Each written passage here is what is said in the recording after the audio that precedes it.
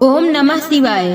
प्रिय भक्तजनों, आज मैं आपको भगवान शिव जी की एक कथा का श्रवण करा रही हूँ, जिसके माध्यम से आप जानेंगे कि सावन माह में तुलसी में जल चढ़ाने से कौन सा फल मिलता है। अगर आप यह प्रेरणादायक कथा सुन रहे हैं तो पूरा सुने, इसे आधा अधूरा छोड़कर जाने की गलती ना करें। इस पवित्र कथा के माध्यम से आप भगवान शिव से नई सीख प्राप्त करेंगे। इसलिए इस पवित्र कथा को पूर्ण भाव और निष्ठा के साथ सुने और भगवान शिव का आशीर्वाद प्राप्त करें। तो चलिए कथा को प्रारंभ करते हैं। आप सभी को सावन माह की हार्दिक शुभकामनाएं। सावन का महीना बहुत ही पवित्र महीना होता है।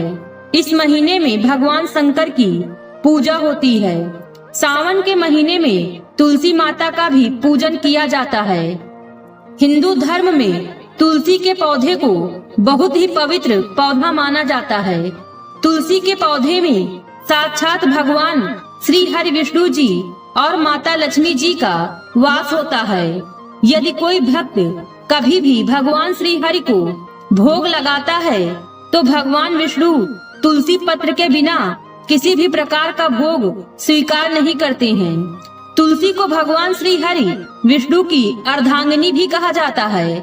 इसीलिए जो भी मनुष्य तुलसी की पूजा करता है वह कभी भी गरीब नहीं रहता। जो भी मनुष्य रोज तुलसी माता को जल देता है उसकी कभी दुर्गति नहीं होती। ऐसा मनुष्य घोर पाप करने के बाद भी नरक में नहीं जाता है। आज मैं आप सभी को एक कथा के माध्यम से बताती हूँ कि सावन माह में तुलसी को जल देने से कौन सा फल मिलता है।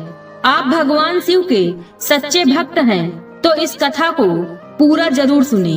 तो चलिए कथा को प्रारंभ करते हैं। एक समय की बात है, भगवान भोलेनाथ जी के पास माता पार्वती जी आती हैं और देवों के देव महादेव से कहती है कि हे स्वामी, आप तो तीनों लोकों के स्वामी हैं।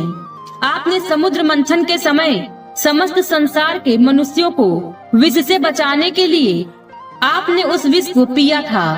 आप देवों के देव हैं, परंतु आप फिर भी इस तुलसी के पौधे की पूजा क्यों करते हैं? इसे नित्य जल क्यों चढ़ाते हैं? मैं इस पौधे को जल चढ़ाने का महत्व जानना चाहती हूँ।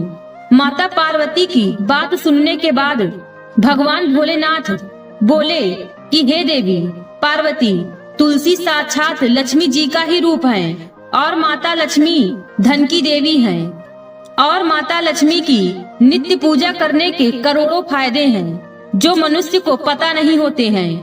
और तो और तुलसी के पौधे पर जल चढ़ाने मात्र से मनुष्यों के करोड़ों पाप नष्ट हो जाते हैं। हे देवी पार्वती, तुलसी का महत्व तो बहुत है, परंतु इसका खास महत्व सावन माह में होता है।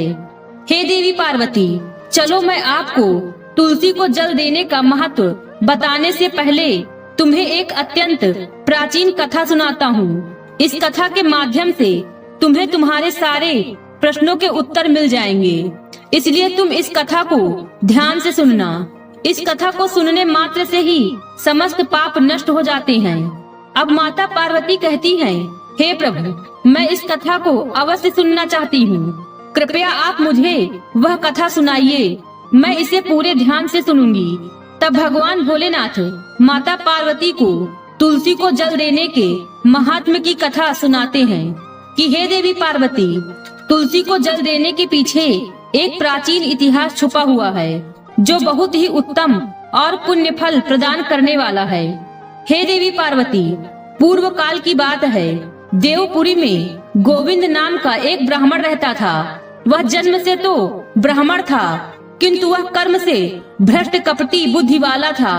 वह कंबल तथा चमड़ा आदि बेचकर धन कमाता था। साथ ही वह सभी से बहुत झूठ बोलता था। उस ब्राह्मण का मन हमेशा बुरे काम करने में लगा रहता था। वह सभी के यहाँ पर चोरी करता था। उसको वेश्यागमन और जुए की बहुत बुरी आदत थी। उसने अपने जीवन में कभी पुण्य के काम नहीं किए थे। वह सिर्फ कहने का ब्राह्मण था। उसने कभी भी शास्त्रों का अध्ययन नहीं किया, कभी पूजा पाठ भी नहीं किया।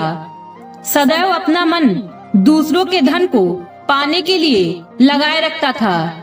दूसरों की स्त्रियों पर बुरी दृष्टि रखता था। वह दिन में जो भी धन कमाता था वह उस धन को रात्रि में वेश्यागमन में खत्म कर देता था। इस प्रकार से वह अत्यंत पापी ब्राह्मण अपना जीवन केवल पाप के कार्यों को करने में व्यतीत करता था। वह इतना कपटी ब्राह्मण था कि उसने अपने मुख से कभी भगवान श्री हरि विष्णु का नाम भी नहीं लिया था और ना ही कभी देवी देवताओं का पूजन किया था। अब भगवान भोलेनाथ कहते हैं कि हे देवी पार्वती, इस प्रकार से पाप करते हुए उस ब्राह्मण को अनेक वर्ष बीत जाते हैं। फिर एक दिन उस ब्राह्मण ने कंबल खरीदी और बिक्री करने के लिए अरुणाचल नगरी पहुंच जाता है। अब उस नगर के पास से नर्मदा नदी बहती थी। वह नदी बहुत ही पावन थी, इसलिए उस नदी में स्नान करने के लिए दूर दूर से बहुत से लोग आया करते थे। जब वह गोविंद ब्राह्मण वहां पहुंचा तो उसने देखा कि आज भी वहां पर कई सारे ब्राह्मण आए हुए हैं, पर वह ब्राह्मण उसी नदी के किनारे के एक आश्रम में ठहरता है। तो वह वहां देखता है कि उस आश्रम में तो अनेक विद्वान ब्राह्मण हैं जो पुराणों का पठन तथा भगवान विष्णु की स्तुति में मग्न हैं। अब वह पाखंडी ब्राह्मण गोविंद भी ढोंग करता हुआ वहीं पर उनके साथ रुक जाता है और उन विद्वान ब्राह्मणों के साथ जब वह रुकता है तो उसे भी भगवान श्री हरि विष्णु का नाम सुनने का अवसर मिल जाता है। क्योंकि उस ब्राह्मण को बिक्री करनी थी तो वह वहीं पर कुछ दिन रुक जाता है। अब वह वहाँ पर जब रुकता है तो वहाँ पर आए लोगों ने गायों का पूजन करके ब्राह्मणों को भोजन कराया। तो उस पापी ब्राह्मण ने भी उन सभी के साथ बैठकर भोजन किया और भगवान का प्रसाद भी ग्रहण किया। अब वहीं पर उस आश्रम में एक तुलसी का पौधा था। सबको देखकर वह पाखंडी ब्राह्मण भी जाने अनजाने में ही उस तुलसी के पौधे में जल डालने जाने लगा था। वह श्रद्धा भाव से नहीं जाता था। उसके मन में कोई विचार नहीं था कि वह क्या कर रहा है। वह रोज सुबह उठकर एक पात्र में पानी लेकर तुलसी के पौधे में डालता था। उसे ऐसा करते करते लगभग 1 माह बीत चुका था। अब उस पाखंडी ब्राह्मण ने जो भी कार्य किए थे वह सावन में किए गए थे। क्योंकि वह ब्राह्मण तो पाखंडी था तो उसे कुछ पता नहीं था कि सावन का महीना चल रहा है। अब भगवान भोलेनाथ कहते हैं, हे देवी, एक दिन की बात है जब वह ब्राह्मण आश्रम में सोया हुआ था तब उस स्थान पर एक सर्प आ गया और जब वह ब्राह्मण सो रहा था तो उस सर्प ने उसे नींद में ही काट लिया। उस पापी ब्राह्मण की नींद में ही मृत्यु हो गई। सुबह जब अन्य ब्राह्मणों ने उसे बेहोश अवस्था में देखा तो उन्होंने उसके मुख में तुलसी पत्र और तुलसी का जल डाल दिया, परंतु उसको होश नहीं आया। फिर सभी ब्राह्मणों को पता चला कि उसकी मृत्यु हो गई है। उस पापी ब्राह्मण की मृत्यु के बाद उसकी आत्मा को लेने के लिए उस स्थान पर यम के 2 दूत प्रकट हुए और उसे पकड़कर यमलोक ले जाने लगे। जब वह यम के दूत रास्ते में ब्राह्मण को ले जा रहे थे तब वह पापी ब्राह्मण विलाप करने लगा और यमदूतों से कहने लगा, हे यमदूतों, मुझे आप कहाँ ले जा रहे हो? मेरी मृत्यु किस कारण से हुई है? मैंने कौन सा पाप किया है? तब यमदूतों ने कहा, अरे पापी दुष्ट ब्राह्मण, तूने जन्म से लेकर मृत्यु तक बहुत पाप किए हैं। तेरे पापों के कारण ही जब तू सो रहा था तभी एक काले सर्प ने तुझे काट लिया और तेरी मृत्यु हो गई। अब हम तुझे यमलोक लेकर जा रहे हैं। वहाँ पर यमराज तेरे पाप कर्मों का लेखा जोखा देखेंगे और निश्चित ही तुझे वे नरक में डालेंगे। उन यमदूतों की बात सुनकर वह ब्राह्मण जोर जोर से विलाप करने लगा और उन यमदूतों से क्षमा याचना करने लगा। किंतु यम के दूतों को उस पर जरा सी भी दया नहीं आई, क्योंकि वे मृत्यु के देवता की आज्ञा का पालन कर रहे थे और वे उसे पीटते हुए यमलोक लेकर गए।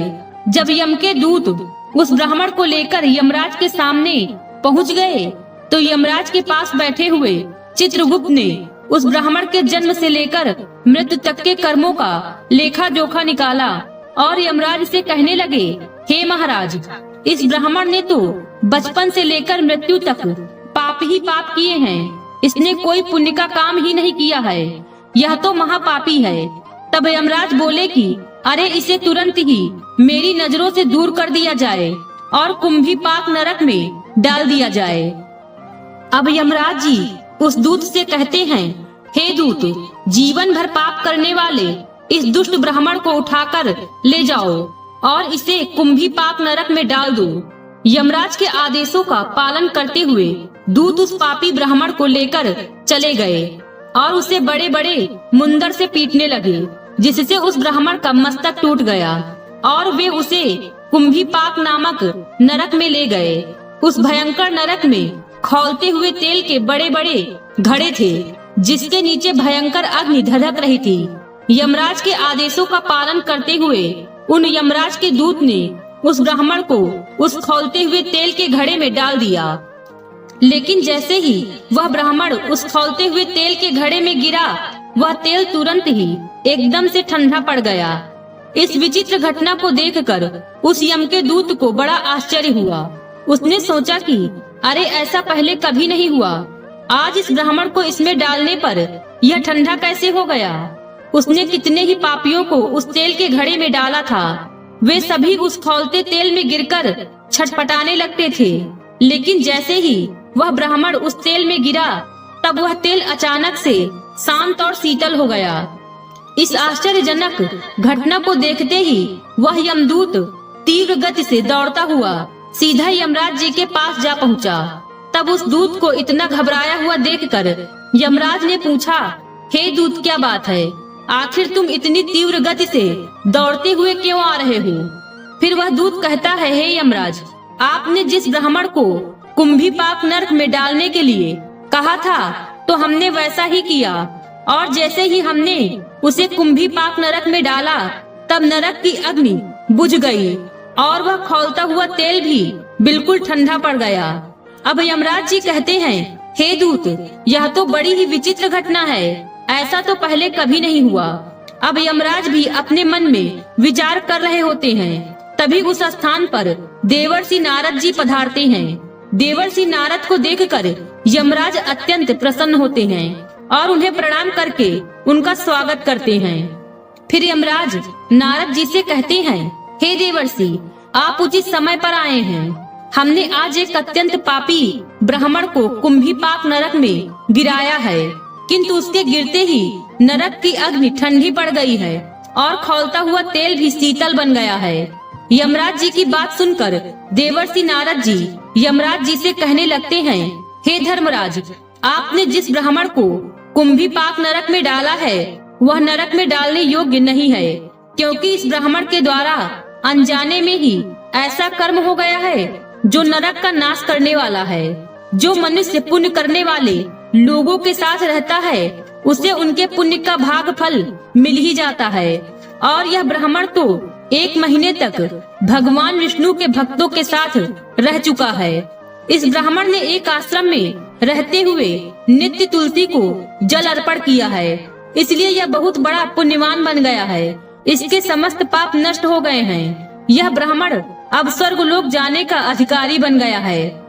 इस ब्राह्मण ने अनजाने में ही इतना पुण्य कमाया है जो जन्म जन्मांतर में मनुष्यों को प्राप्त नहीं होता है। इसीलिए आप इसे नरक में न पकाओ। इस ब्राह्मण के पापों के लिए इसे केवल इतना दंड दो, इसे नरक लोक का दर्शन कराओ। अब भगवान भोलेनाथ कहते हैं कि हे देवी पार्वती। अब देवर्षि नारद जी की बात सुनकर यमराज अत्यंत प्रसन्न होते हैं और उस ब्राह्मण को कुंभीपाक नरक से निकाल कर लाते हैं और अपने दूतों से कहते हैं, हे दूत, इस ब्राह्मण महात्मा को ले जाओ और संपूर्ण नरकों का दर्शन कराओ। अब यमराज की बात को सुनकर यम के दूत उस ब्राह्मण को ले जाते हैं और संपूर्ण नरकों का दर्शन कराते हैं। और इस प्रकार से यम के दूत उस ब्राह्मण को संपूर्ण नरकों का दर्शन कराते हैं और फिर से यमलोक में ले जाते हैं और फिर वह ब्राह्मण एक यक्ष बन जाता है। अब भगवान भोलेनाथ कहते हैं कि हे देवी पार्वती, जैसे मुझे कैलाश पर्वत प्रिय है, वैसे ही जो मनुष्य नित्य तुलसी की पूजा करता है, तुलसी को जल देता है, वह मुझे सबसे अधिक प्रिय है। उस मनुष्य की कभी दुर्गति नहीं होती, वह कभी नरक में नहीं जाता। जिन घरों में तुलसी का पौधा सदैव ही हरा भरा रहता है, उस घर में सुख शांति और समृद्धि बनी रहती है। हे देवी, साथ ही भगवान विष्णु की पूजा में और उन्हें चढ़ाए जाने वाले भोग में तुलसी के पत्र अवश्य होने चाहिए, क्योंकि तुलसी पत्र के बिना भगवान विष्णु किसी भी प्रकार का भोग स्वीकार नहीं करते हैं। इसीलिए प्रत्येक घर में तुलसी का पौधा अवश्य होना चाहिए। अगर आपके घर में तुलसी है तो सुख शांति और समृद्धि के लिए तुलसी को चुनरी अवश्य चढ़ानी चाहिए। हमेशा ध्यान रहे कि तुलसी का पौधा चुनरी के बिना अधूरा होता है। तुलसी केवल एक पौधा नहीं है, बल्कि वह देवी हैं। वह त्रिलोक के स्वामी भगवान विष्णु की पत्नी हैं। इसलिए तुलसी को चुनरी अवश्य ही चढ़ानी चाहिए। इससे पति पत्नी में प्रेम और विश्वास बढ़ता है। घर में रहने वाली महिलाएं सदा सुहागिन और सौभाग्यशाली रहती हैं। तुलसी का विवाह भी अवश्य करना चाहिए। इससे मनुष्य के सभी दुखों का अंत होता है और सांसारिक जीवन सुखमय बीतता है। तुलसी के पौधे के पास अपने मुख से कभी भी कोई अपशब्द नहीं बोलना चाहिए। तुलसी के पास भूल से भी जूते चप्पल अथवा झाड़ू पोछा नहीं रखना चाहिए। ऐसा किए जाने वाले कार्यों को शास्त्रों में पाप माना गया है। जहाँ पर तुलसी का पौधा होता है, उस स्थान के आसपास आपको भूलकर भी थूकना नहीं चाहिए। तुलसी के पास जल से भरा हुआ पात्र भी नहीं रखना चाहिए। तुलसी के पौधे के पास दीपक जलाने के बाद दीपक को वहाँ से हटा देना चाहिए, क्योंकि तुलसी के नीचे बुझा हुआ दीपक रखना अशुभ माना जाता है। जिस स्थान पर भी तुलसी का पौधा होता है, उस स्थान को हमेशा ही स्वच्छ रखना चाहिए।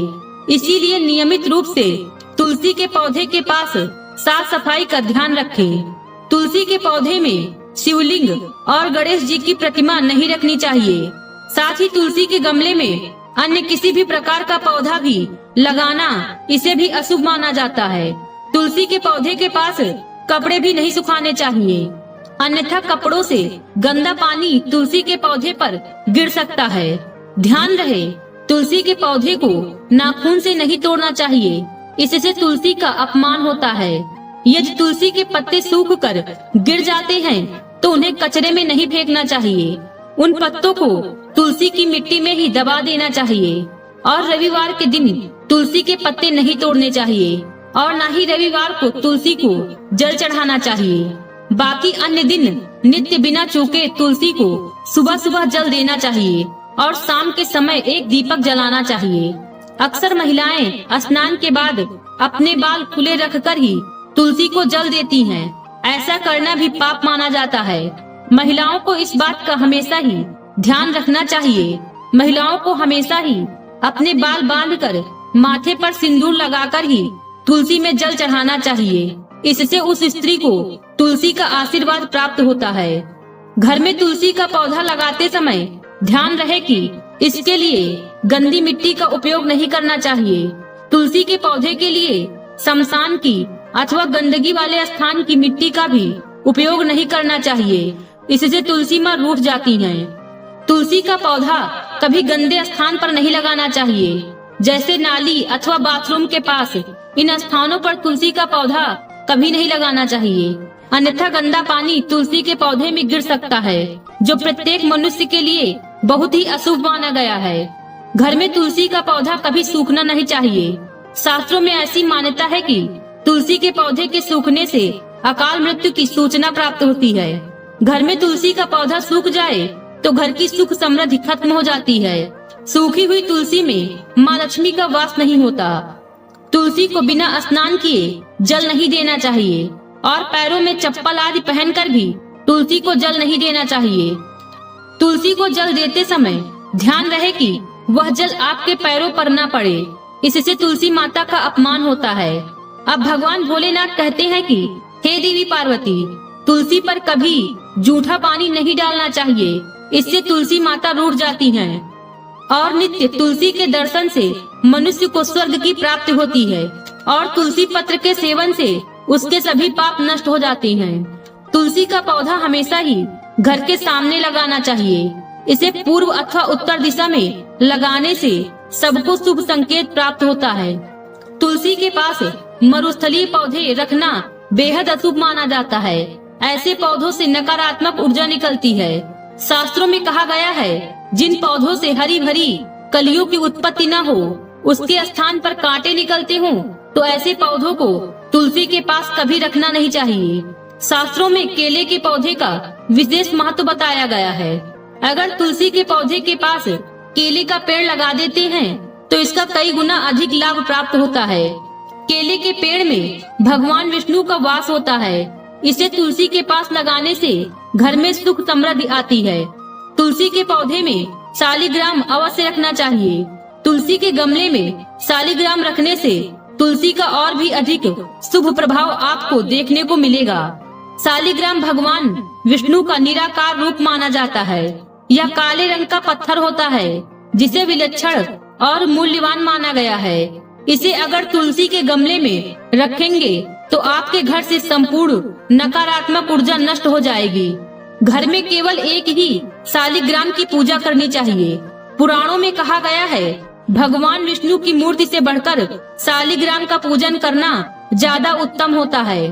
शालिग्राम को चंदन लगाकर उस पर एक तुलसी का पत्ता रखना चाहिए। प्रतिदिन शालिग्राम को पंचामृत से स्नान कराना चाहिए। ऐसा करने से सभी जन्मों के पाप नष्ट हो जाते हैं। शालिग्राम सकारात्मकता और सात्विकता का प्रतीक होते हैं। अब भगवान भोलेनाथ कहते हैं कि हे देवी पार्वती, जो भी मनुष्य मेरे द्वारा बताई गई इन बातों पर अमल करता है वह निश्चय ही बहुत ही जल्द सुखी और धनवान बन जाता है। तब माता पार्वती कहती है कि हे नाथ, आपका मुझे इस कथा का श्रवण कराने के लिए धन्यवाद। इस प्रकार से भगवान भोलेनाथ ने देवी पार्वती को तुलसी के पौधे को जल देने का महत्व बताया है और घर में तुलसी का पौधा लगाने के नियम बताए हैं। जो भी मनुष्य भगवान भोलेनाथ के द्वारा बताई गई इन बातों पर चलता है तो अवश्य ही उसे पुण्य की प्राप्ति होती है और काल भी उसका कुछ नहीं बिगाड़ सकता है। आज की वीडियो में बस इतना ही। उम्मीद है वीडियो पसंद आई होगी। इस वीडियो में बोलते समय कोई त्रुटि हुई हो तो क्षमा करें। वीडियो पसंद आई हो तो वीडियो को लाइक और शेयर करें और चैनल को सब्सक्राइब कर दें और कमेंट बॉक्स में हर हर महादेव लिखना बिल्कुल न भूलें। मिलते हैं अगले वीडियो में। खुश रहिए और खुशियाँ बांटते रहिए। हर हर महादेव।